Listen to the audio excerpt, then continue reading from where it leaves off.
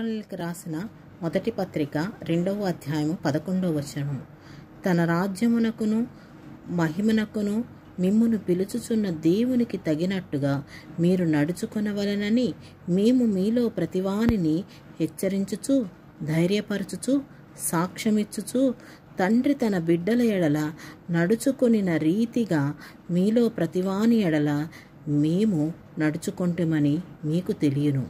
ఆ హేతువ చేతను మీరు దేవుని గూర్చిన వర్తమాన వాక్యము మా వలన అంగీకరించినప్పుడు మనుష్యుల వాక్యమని ఎంచక అది నిజముగా ఉన్నట్టు దేవుని వాక్యమని దానిని అంగీకరించితిరి గనుక మేమును మానక దేవునికి కృతజ్ఞతాస్తుతులు చెల్లించుచున్నాము.